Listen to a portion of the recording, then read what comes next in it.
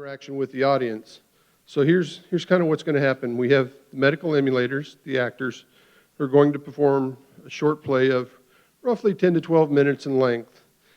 In this play, one of the actors portrays a person with Parkinson's, and the other is a caregiver or care partner. Their performances are going to highlight one or two of the Parkinson's mental health challenges.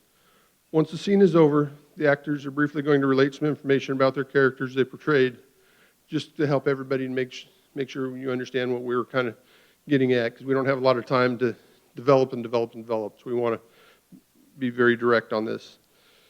While this is going on, we'll ask our panel of doctors who are subject matter experts on Parkinson's to come up on the stage. I'll ask the doctors a couple questions to kind of kick off the Q&A area. And then I'm going to open up the Q&A session to the audience. We'll have some of the pre-medical association students. We'll have cordless mics. All you have to do is raise your hand, and they will come find you to ask, so you can ask your question. The goal of the Q&A is to have a good discussion on mental health challenges that you saw in the skits, and then provide you with some ways to deal with the challenges. One note, as we've worked through the skits, these are tough situations, and as befitting any tough situation, they can sometimes get into dark aspects. We recognize that, and we don't want anybody to go home in a bad mental state. So we've tried to craft them to stimulate discussion, but not kill you at the same time. Bad way to put it, but I think everybody kind of understands what we're after. We really want to have the useful discussion, because that's really what this is all about, because that's how we learn, is through discussion. So with that, does everybody kind of understand what I'm after? Anybody really have any questions? Lots of heads going up and down. So what we're going to do is we're going to set the scene. So I'm going to turn it over to Billy V to start off the first scenario. So, let us begin. Welcome to the Hawaii Parkinson Association Theater. As Jerry discussed, we have two scenarios today. The first scenario is an Air Force jet going through the sky loudly. But that shall soon pass. And hopefully that's the last one for the little bit. Okay. The first scenario is based on a young onset Parkinson's disease situation, YOPD. It's written and directed by Alex Munro. Maria is performed by Christine Chang. John is performed by Robert Torigoe. Nice round of applause for them, please. Okay, here's some background to set the scene. Maria and John are an average couple. They've been married a little over 10 years. They have two children. Nate, age 9, Kara is age 7. First of all, Maria works full-time in construction, aspires to be a crane operator because of the prestige, working conditions, and high pay. Active, athletic, she does yoga 3 times a week, doesn't smoke, drinks alcohol at social levels, eats fairly healthy meals. That's Maria. Let's talk about John for a couple of moments. Male, late early 40s. We'll say mid. Works as a mid-level IT professional at a prominent local insurance company. Active, athletic, jogs 2 to 3 times a week, plays softball, doesn't smoke, drinks alcohol at social levels, eats fairly healthy meals. Maria recently received young onset Parkinson's disease, YOPD diagnosis. Watch.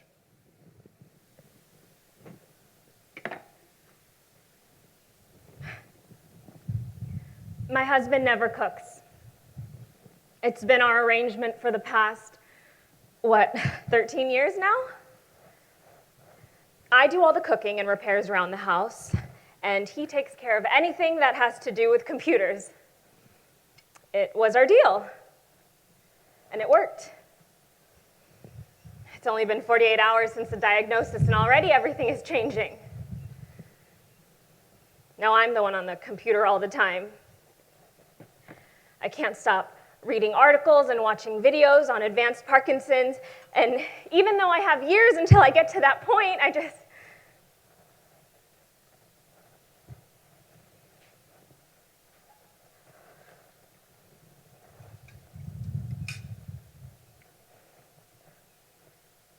took my son Nate to the mall 3 years ago for Black Friday.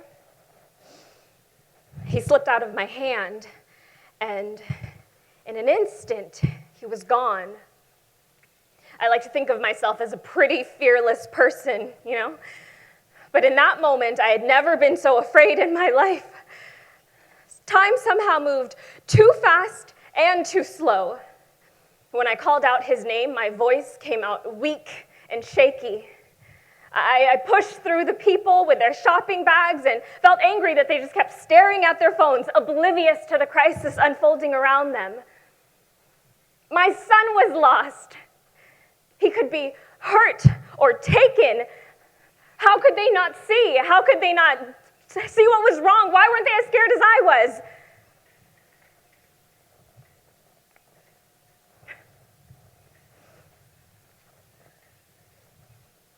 I found Nate eyeing some cookies next to one of those kiosks where the employees try to rope you in with free samples. Just as I had never been so scared in life, seeing him filled me with an intense relief that I had never experienced before. Two extremes in one day, just minutes apart. Abject fear, total relief. When I read those articles and watch those videos, when I see what awaits me with this disease, I'm back at the mall. Abject fear, alone in a sea of people, oblivious to the crisis unfolding. But unlike the mall, it's been 48 hours since the fear began, and I haven't experienced anything close to relief.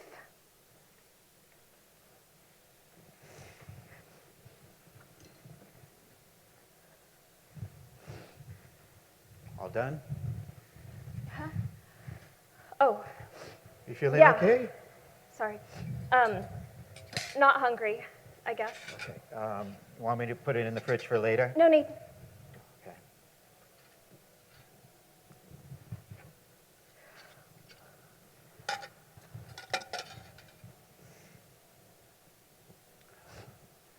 You know, you can take a break. And do what? I don't know, whatever you'd like. Well, what I'd like to do right now is read this article.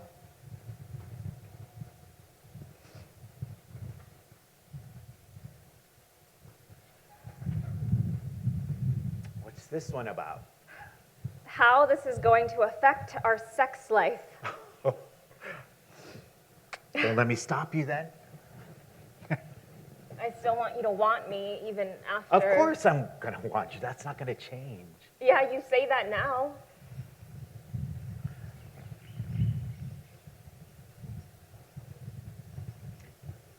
Have you thought about how you want to tell the kids? Not really. I mean, I know we should tell them sometime soon, but and I know how this sounds, but I just don't want them to see me differently as someone who's sick. Well, you've been sick before, and they still called you mom, so I think they can handle it. This is different, though. I'm not going to get better.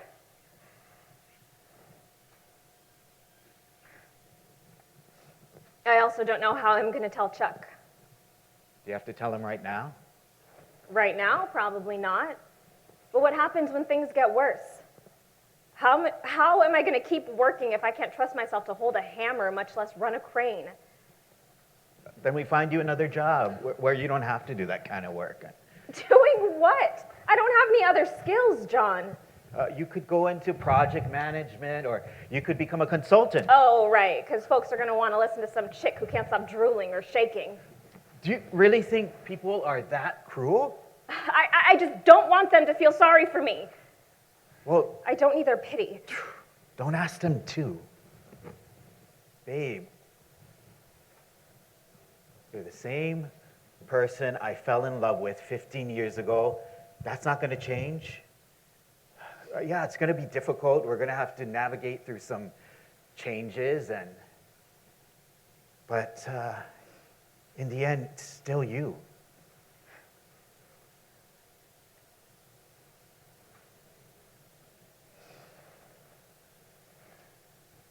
I'm scared. I know.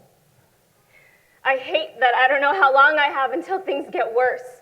How long until I can barely walk or need you to feed me because I can't hold a spoon straight. Don't think about that. That's all I can think about. It's the not knowing that's killing me. Well, why dwell on things that are beyond our control? We could focus on things we can do now. We can tell the kids. We could make a plan to transition you out of construction into something else. We could get you furniture so we can make the house safer for you. I don't need you child-proofing the house, John. I'm not a kid. I didn't say that. I'm just trying to help. You're treating me like I'm something fragile. Yeah, because right now you are. I mean, it's okay to be. I can't do this right now.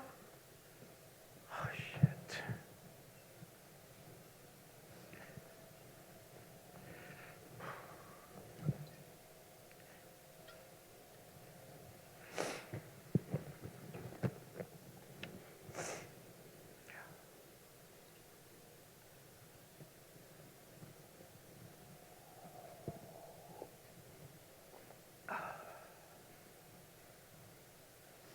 I met Maria in high school, and she was mean. There's no other way to put it. She was in this clique where they all thought they were so hot, and they wouldn't talk to anyone who wasn't cool or popular, which I wasn't. So, even though we had a few classes together, we never spoke. Didn't really matter to me, because all I could think about was getting the hell out of high school and going to a college in the mainland. So I went to Michigan State and I studied computer science. During my junior year, I came home for winter break and I ran into Maria at a holiday party.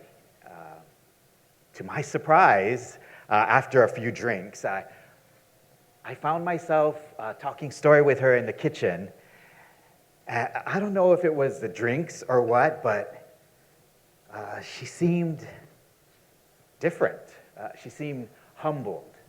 And all that self-assurance that got her through school, well, it was like she refocused it on caring for her mom and dad and her aunts and uncles who lived with her. So I asked her out.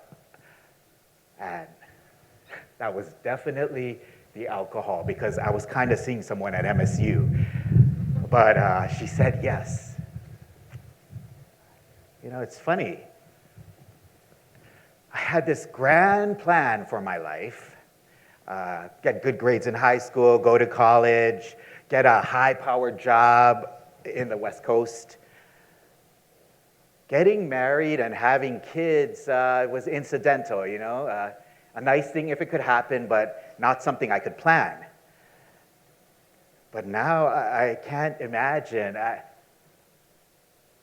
don't want to imagine what life would be like if I hadn't asked her out. I wouldn't be Nate and Kara's dad. I wouldn't be Maria's husband. And don't get me wrong, I'm not just a dad and a husband. But I never thought that being a dad and a husband would be so important to me. But this was not in the plan. And Maria, she's sick and she's not going to get better. And I have to be more than just a husband. I have to be a care partner. And a dad to Nate and Kara, and a working professional, and I don't know where to start.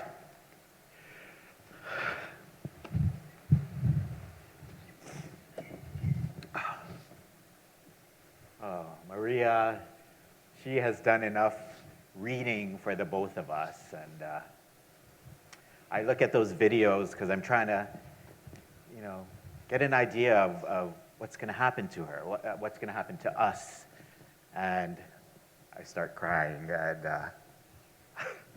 I hate myself for crying because that's the last thing she needs right now.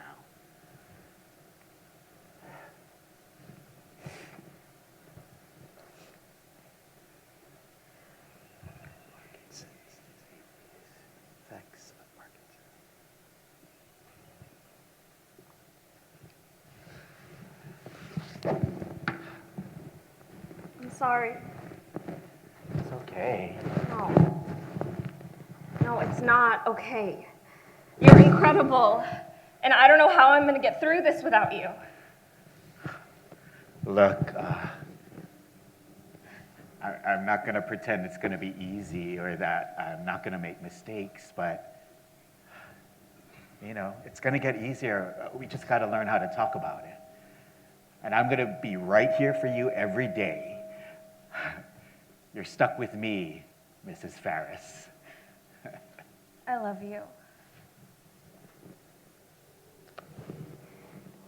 I love you more. Don't you dare, Mr. Ferris. I said it first. Well, I asked you out first. True. Even though I was mean. Well... I was confident. Oh, is that the word we're using now, today? Well, look at me now. Yes. Look at us now.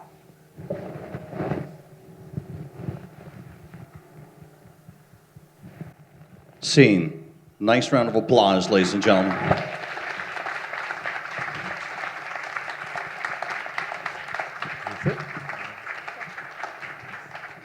Yeah. John, Maria, introduce yourselves real quickly to the crowd. Yeah, hi. Sorry, go, Christy. Hi, everyone. I'm Christine Chang. I played Maria. I'm Robert Torigoe. I play John. Great skit today. Share us with the audience some insights on your character. Yeah, sure. He's struggling. He's fearful. He's scared of the unknown. And I think he also doesn't really want to accept what the reality is going to be. Deeply in love with Maria and the lives that they have. Yeah, I think he wants to do the best he can, but he also knows, like, I think he knows there's some limits that he has in himself that he's struggling with. Yeah.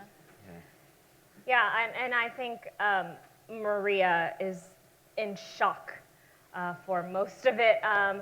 I was lucky enough to be able to meet with Kai McDermott, who she answered all my questions about how she personally was feeling and what she was going through, and that helped a lot. And it was a lot of what was already written in the script, which was just fear, shock, not knowing what to expect, going down that research rabbit hole. So just playing a lot into the unknown and thinking about worst case scenario. 9:10. What we'd like to do now is we'd like to bring up to the stage. Please welcome Dr. Michiko Bruno, Jim Spira, and Pat Borman. A nice round of applause, please. Okay, like I talked about before the skit, I'm going to go ahead and start off with a couple of questions for the docs, just to kind of set some basic knowledge, make sure we're all on the same page. First question is, how common is depression and anxiety? And I'll kick this one to my movement disorder specialist, Dr. Bruno. Thank you so much for that amazing skit. The script is well written. It's just really, I think it went deep into all of us. I think it touched all of us, and the acting was just really moving, amazing. So with that, I think the depression and anxiety is really common in Parkinson's. It's almost inseparable. Statistics shows that up to 40-50% people with Parkinson's will at some point have anxiety and depression, as well as caregivers. So I think it's a very common situation, and it's not a sign of a weakness or anything like that. It's just inherited.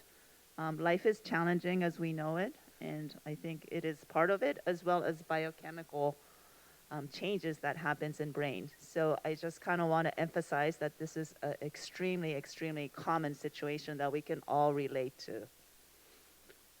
Thank you, Doctor. Now I'm going to go to the other end of the stage. When I was talking in my remarks earlier, I mentioned clinical definition of depression, that I may have not met that.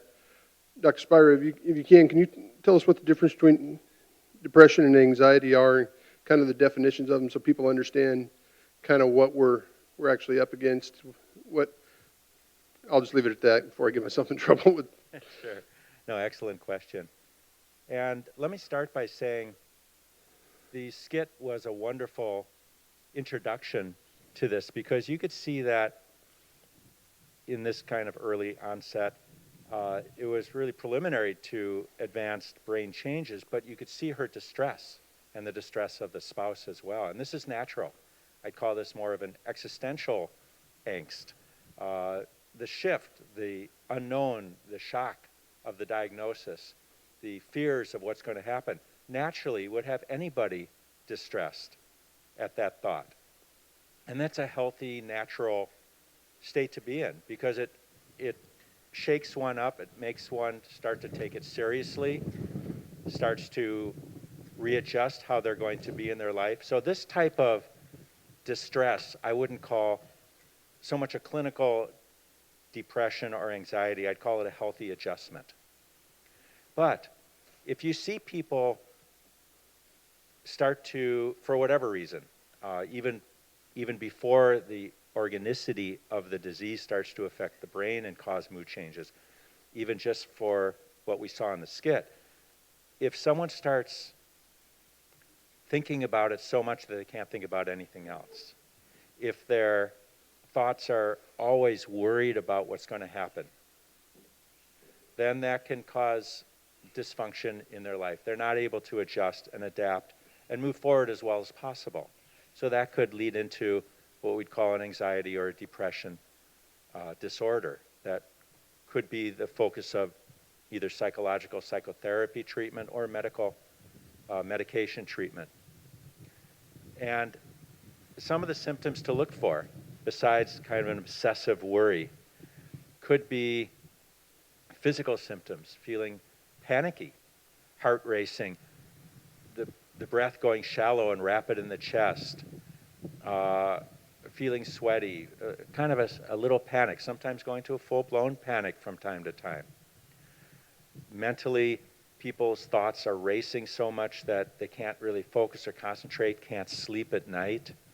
And all these things are not good for one's psychological health, but also not good for the ability to stay healthy as long as possible physically either.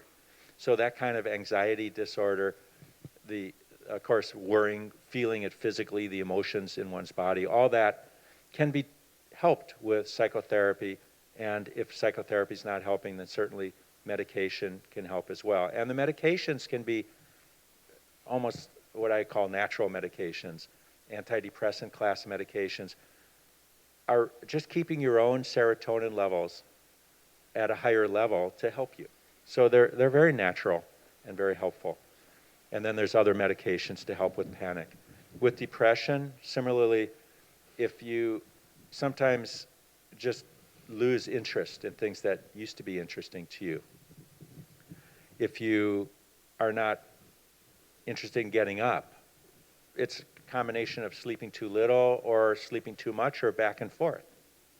Eating too much or eating too little. Change in appetite, change in interest. Just not caring, thinking that the future is so terrible, there's no hope for any joy in the future. These kind of depressive thoughts. Again, I want to separate. It's natural to have some of these concerns at first after diagnosis. It's healthy to have these concerns at first, because that spurs one into thinking, what can I do better? How can I adjust? But if it paralyzes one, then it requires clinical attention. All right, thank you very much, Doctor. Then we're going to go to Dr. Borman in the center. I think she saw this one coming, but I'm going to go a little different direction. One of the things I really saw in the skit was a couple communicating. And communication is really essential.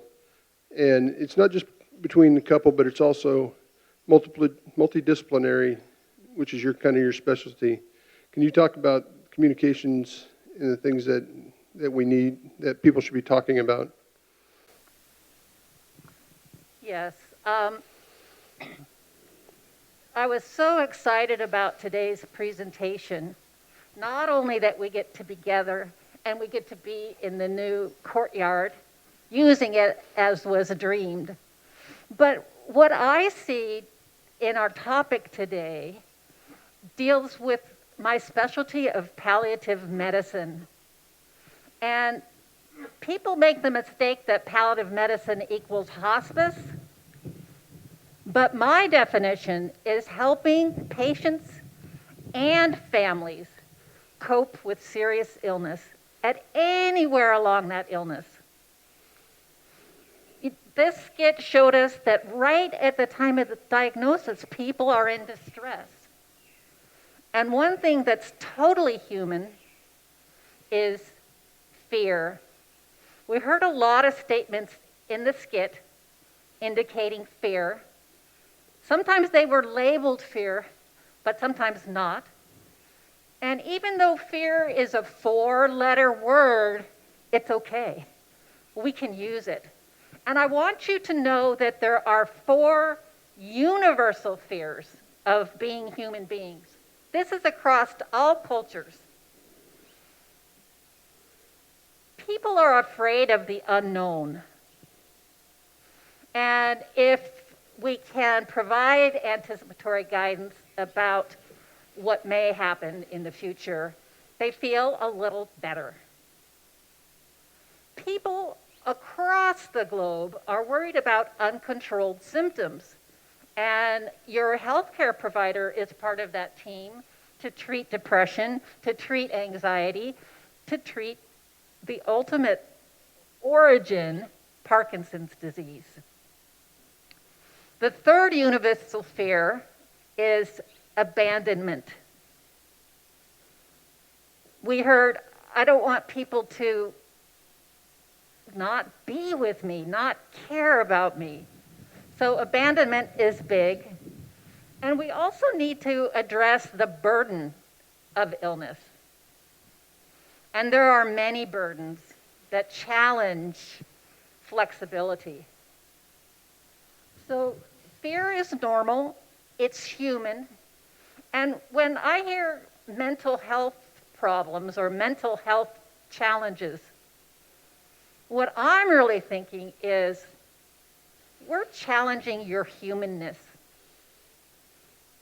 And I want everybody to know that regardless of your illness, you are the human being that you are. Illness can't steal that. So that's my starter. Great. With those questions kind of setting the stage, I want to ask, is there anybody in the audience who would like to ask a question of one of our doctors? If you do, just please raise your hand. What do you do when your caregiver abandons you? Like, I was supposed to come here with my caregiver. We were living together in a relationship, and she said that she's going to the Big Island with a new male friend of hers, and he's going to spend the weekend with her. And I'm in a little bit distressed about it.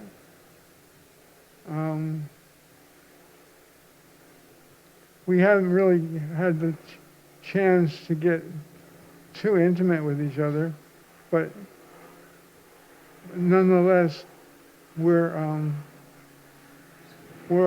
different paths now, and I want to know how to deal with it.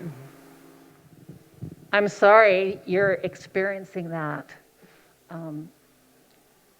The first step in dealing with abandonment is recognizing that's what you feel and accepting that that's a universal fear.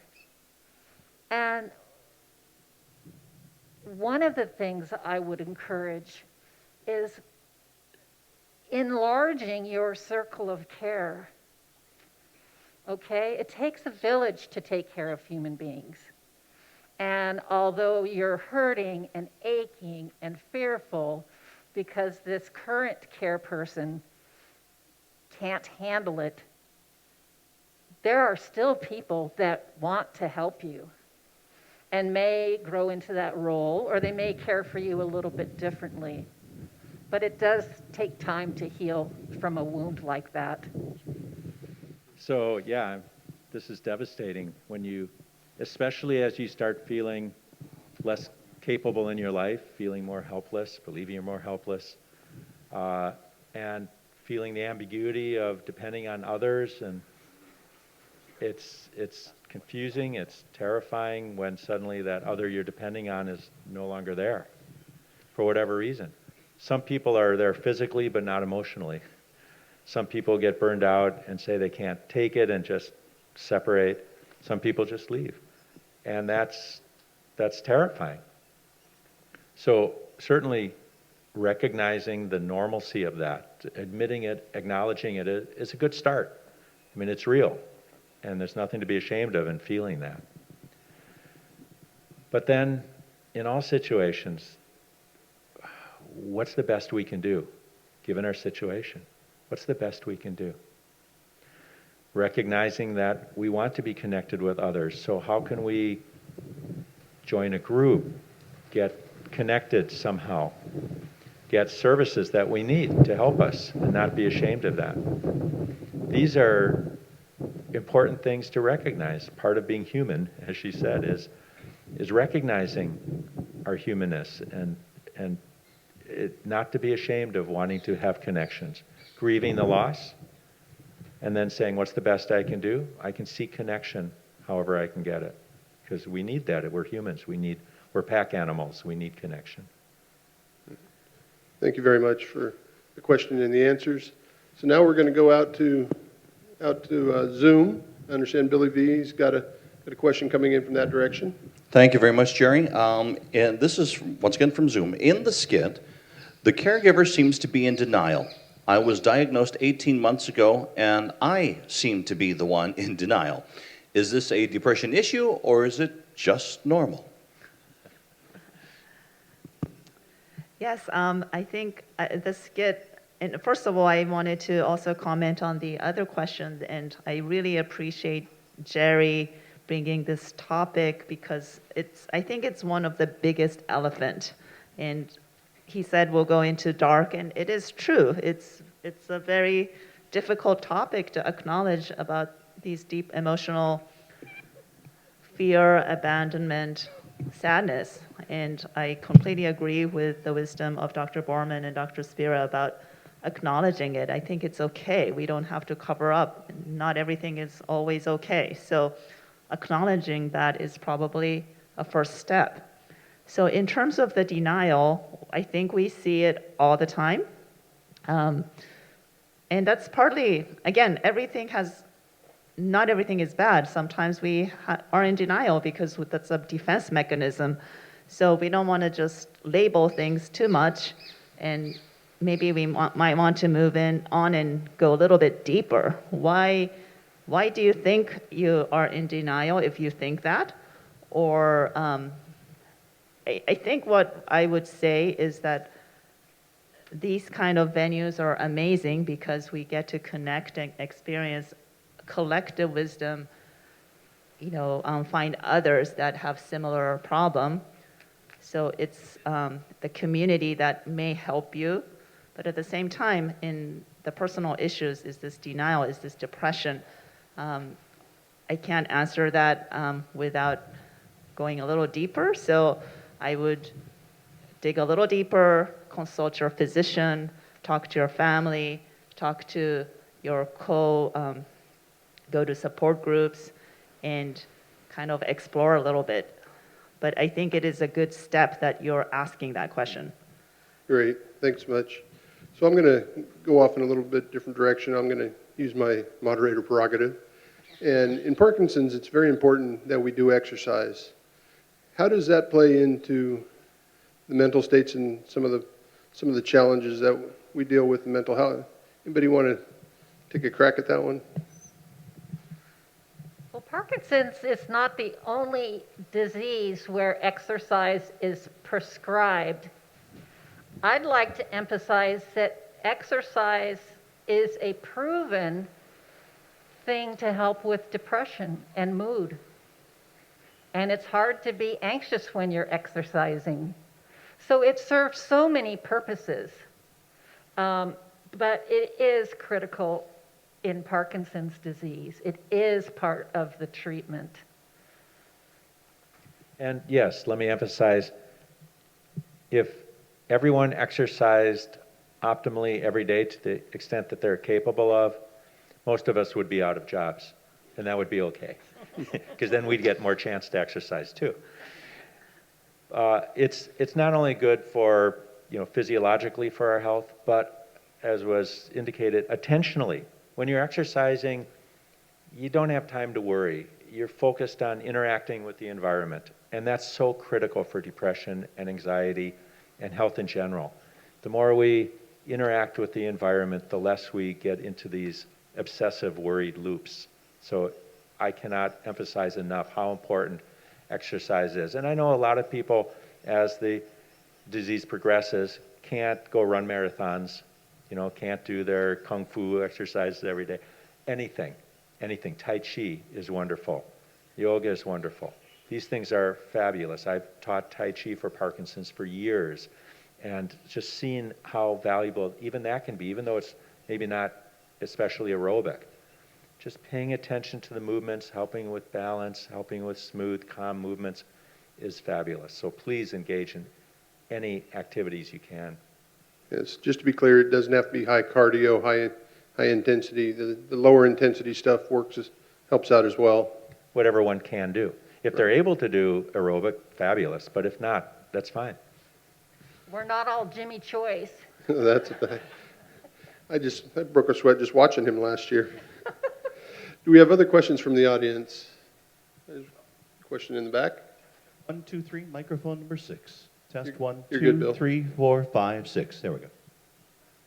Do you have any recommendations? Do you have any recommendations for folks that can help them and their caregivers kind of identify that fine line between, a lot of times the anxiety and the depression, two pieces kind of mimic a little bit of Parkinson's symptoms, meaning you're tired, you wake up and you're tired, or you don't understand why you're having trouble moving or getting able to move because of the anxiety or the panic. Is there anything you can help folks just kind of delineate to know when they're crossing that line to tell the difference between kind of, okay, this is kind of normal Parkinson's or you're having a bad day versus, you know what, this might be more symptomatic of anxiety, which can then turn around and create these other symptoms that look like Parkinson's? I would suggest that the source of the distress it's almost a moot point, because Parkinson's has a known complication of depression and anxiety as part of the disease. Humans without Parkinson's can get anxiety and depression. These diseases can be lifelong and worse in this situation. So the bottom ultimate, what is the label, is not as important as getting help. And in addition, no matter where one finds oneself, to always ask the question, what's the best I can do right now? What's the best I can do right now? If I'm just, I can't get up today. All right, in bed, what can I do? Can I move my legs side to side? Can I do breathing exercises? Can I, entertain myself in some way? What's the best I can do, no matter where I find myself, whatever the circumstances? Now, if you find that you can't even be asking that because you don't care, and this persists for some days, then you might want to seek some help for that. Yes, I completely agree, and just wanted to add that Parkinson's symptoms can fluctuate a lot, as well as medication reaction.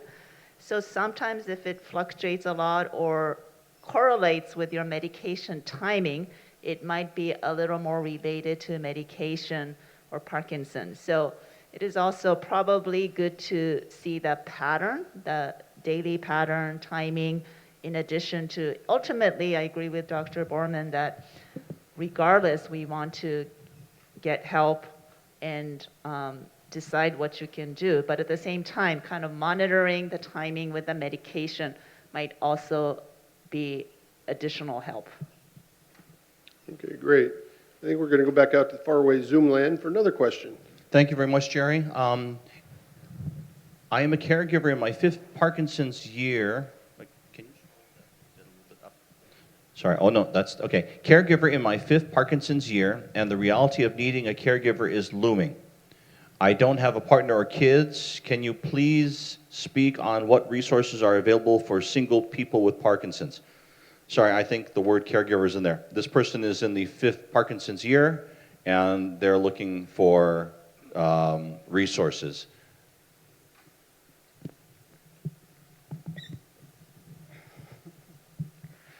So in palliative medicine and my other specialty, geriatrics, resources are really important. We need to know our community, and we need to help people connect with what they need. One resource is the government agency, let me get it, it's AAA, the Area Agency on Aging, is present in every geographical region, and they are the keeper of all resources for people who aren't able to care for themselves completely. So some of the resources, I'm not going to say specific resources, are hiring a care person, seeing if there's someone from your faith community or a group of people from your faith community that might be able to help. A huge point that I want to share with you is that it's okay to need help, to ask for help, and to accept help. And that includes help finding the help. So again, it comes back to a large circle. But the Area Agency on Aging in each region has what's called Senior Information and Assistance. And senior is broad because young Parkinson's, you may not feel like you're a senior, and that's okay, but you need help, and so you're vulnerable. So the Senior Information and Assistance, you can just Google that, and they are the keepers in your community of resources. You can reach out to associations like the Hawaii Parkinson's Association. You can reach out in care groups. Again, it's the ability to ask for the help. It's out there, we just need to find it. And along Jerry, that are there any Parkinson's support groups going on right now? There are. We've actually, across the state, we have approximately 13 actual support groups. Then we have other exercise groups and things like that. What I was going to recommend is get in touch with our resource center. Pat Bemis, who's our resource center manager, will help you get some of the resources that are available to us. Pat's wealth of information, working with AARP and a bunch of the other organizations, so we can try to help point you in the right direction for things like that. So we're going to move on a little bit. I'm going to ask one of the questions that I noticed during the skit, people kind of perked up about. It was intimacy. And it's for Parkinson's, a lot of people, it's a very difficult conversation to have with your partner, what's going to happen with your intimacy in the future. And then if you start having mental health challenges of different varieties, how does that affect it? So I'm going to actually kick this one to Dr. Spira first, because I know it's a very hard question. What can people expect to happen to their intimacy with their partner or spouse as these conditions progress? Right. Well, with all chronic illness, there's going to be concerns on both parts, both partners. And in general, I think that intimacy is an important part of a relationship. So it's important to respect that and to try and encourage it if at all possible. I like to prescribe it for couples. Now, with that in mind, I think it's also important to have the Parkinson's patient kind of drive the mood. If they're not feeling it, okay, share that. Be open, be honest about it. And when they are feeling it, go for it. It's an important part of bonding, stress management, intimacy. So I think they need to be able to engage in that, continue that intimate relationship as long as they're interested and able to do so. Now, sometimes I've seen a dynamic happen that's very important to pay attention to. Sometimes the partner of the patient with Parkinson's is going to be a little hesitant, and then the patient with Parkinson's sees that. Oh, they're not interested, they think, because they're not really talking about it.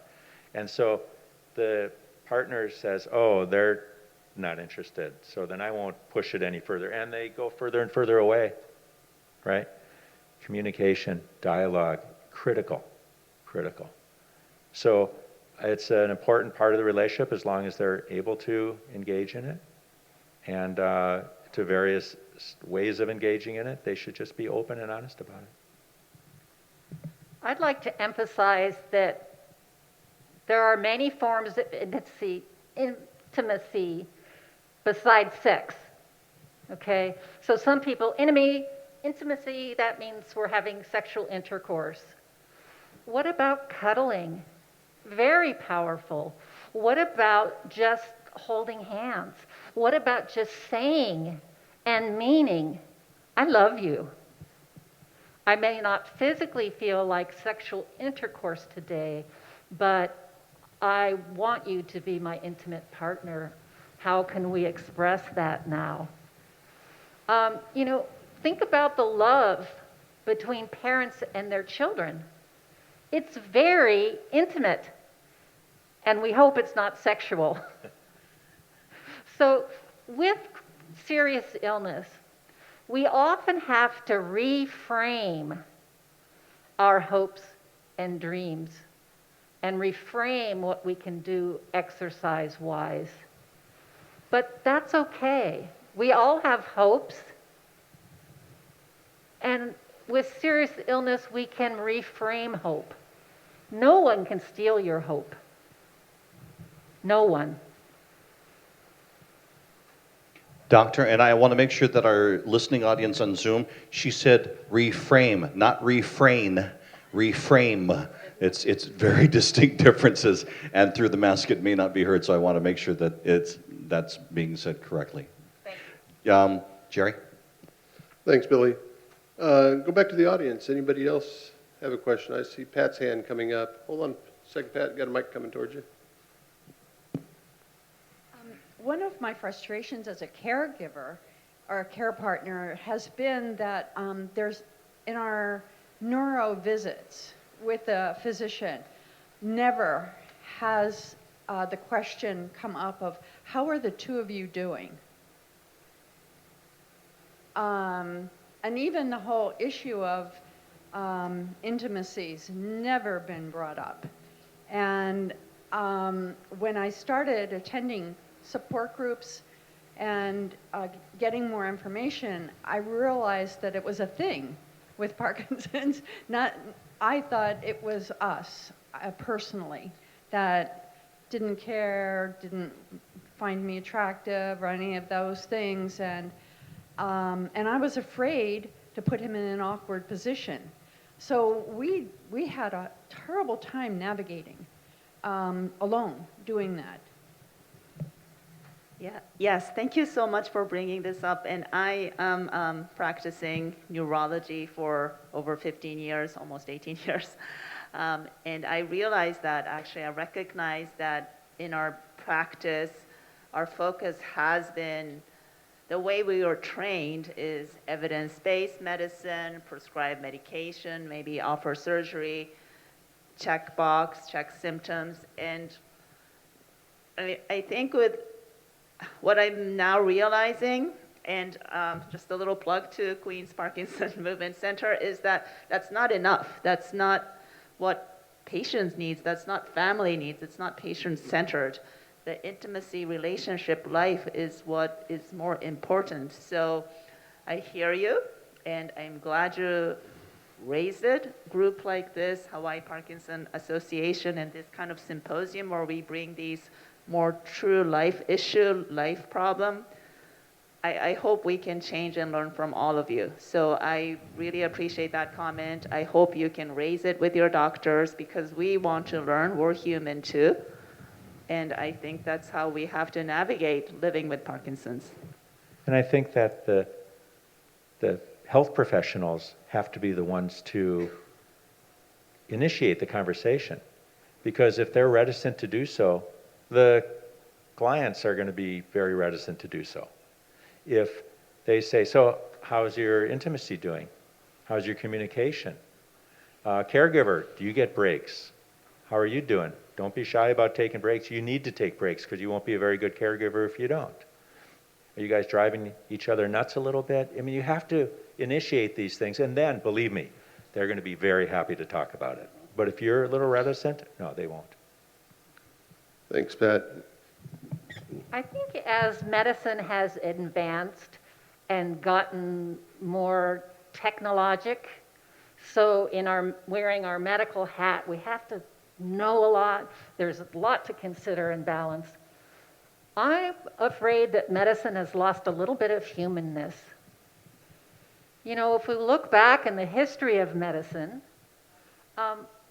being supportive and emotional and helping people cope with their issues, that was probably the best thing that was available. We didn't have antibiotics. We didn't know 15 medications that help with Parkinson's disease. And so doctors were very attuned to that. And I like to remember that people are whole, and it's better to know the person that has a disease than the disease a person has. Of course, it's best to know both. Yeah, this integration of what human nature is, doctors might not take as much time for that. And I think that's another feature that's very difficult in medicine is, can doctors take enough time to talk about intimacy? You can't rush it. And part of what I love about geriatrics is that the older people get, the slower they move, and I love that. Thanks, Dr. Borman. We're down to one final question, and I've kind of brought it up in my initial remarks, but you've heard it from a number of people, and it's dealing with caregivers. We've talked a lot about patients and the challenges for the patients, and we've kind of referenced some of the caregivers and a couple of the challenges. The caregivers get depression as well.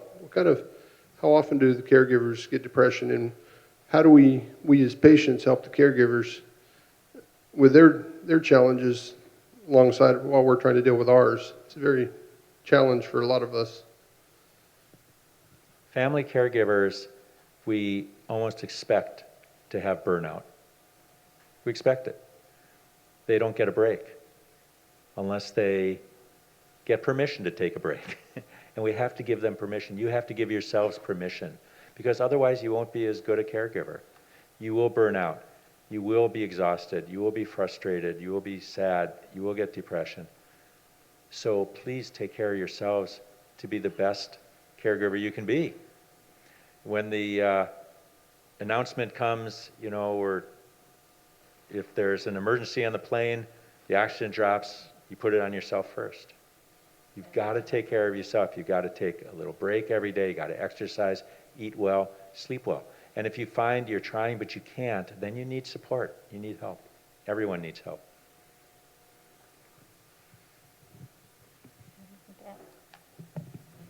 Yes, thank you so much. And I'm glad organization like Hawaii Parkinson Association is trying to address the caregiver issue, create a community. I often see dynamic. It's nobody's fault, but sometimes it gets frustrating where the communication and the relationship can become challenging. And without Parkinson, sometimes I have challenge with my own relationship. So it's just always good to remember that it's sometimes the bad situation is nobody's fault. It's just a bad situation, and the best way to deal with is teaming, creating a team, and not just you as a sole caregiver, but creating, again, community and asking for help. So I completely agree with.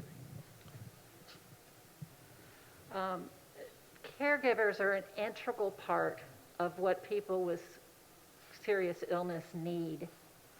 And I ask every visit, how are you doing, care partner, caregiver? Are you taking a break? Will you allow yourself to take a break? What are you doing to recharge your batteries? I want to emphasize that your loved one with Parkinson's or any other serious illness, there is a dependence on you, and so the person with the disease can only do their best to the ability that the caregiver is able to help. So protect your health. Caregiving, it's honestly a dangerous job in so many ways. There's a physical danger. Did you sprain your back? Did you fall in the corner of tripping over walkers and canes and all the assistive devices?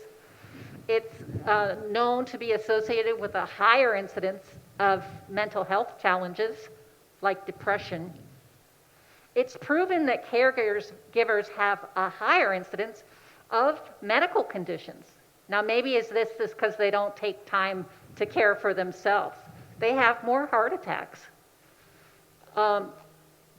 People who are caregivers have early death, to be honest with you. So live each moment. All we have is the now. So one of the themes in the skit was worrying about the future and reading about all the difficult challenges ahead. Well, we can't change whatever our future is. We can't even imagine how it will turn out. And the past being sad and it's like, oh, I can't do this anymore. I can't do that anymore. The ability to maintain a positive mindset, to focus that the glass is half full, not half empty. I tell people with all types of serious illness, if you focus on what you lost, it's going to be kind of miserable. Please focus on what you have left and enjoy it today. We want you living while you're alive. Thanks very much, Doc. So this brings us to the close of our first interactive session. Don't worry if you didn't get a chance to answer your question. We have, over the next 45 minutes, we're going to go ahead and take a break. We have some light snacks over here, water, hydrate. Up here, we have the Ask the Doctors subject matter expert area where Dr. Ross, Dr. Kanan, Dr. Lyman, and Dr. Rosenfeld will be up there. And then we'll get in, at 11 o'clock, we'll present the second skit. And afterwards, we'll have another session with our doctors back, talk to us some more, but more along the lines of advanced Parkinson's situation. Please be sure to go out and visit the Resource Center, take a tour down there.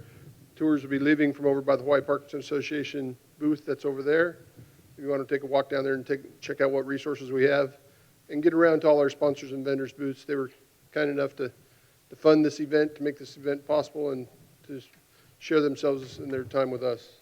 So with that, we're on break for 45 till 11 o'clock, and I'll turn it over to Mr. Billy. Okay, hang on, everybody. Stay right there. Pat, you're actually in the perfect position standing. Take a look back towards camera. I'm going to answer one question that came in on Zoom real quickly. I am a physical therapist. I agree that depression is definitely an issue when this population is diagnosed. I have tried to connect my patients with counseling, but mental health providers are not many. Mental health providers are not taking new patients, especially after COVID. Is there a resource list of mental health providers that do work with Parkinson's who are taking new patients? Pat, go ahead and stand on up. Pat? Yeah, there you go. And Pat, you can look towards the back there. We got a camera on you. So this is Pat Bemis. She's with the Resource Center for Hawaii Parkinson's Association. So we would like to tell you, you can contact her and she can go ahead and connect you to any resources. Right, Pat? Yes, that would be great. If you call the Resource Center, and if we're not there, please leave a message and we get back to you very quickly. And we'll talk with you to find out specifically what and who you're looking for to help you with the situation. Okay? Pat, thank you very much. Ladies and gentlemen on the stage, please, one more time, a nice round of applause for Drs. Michiko Bruno, Jim Spira, and Pat Borman.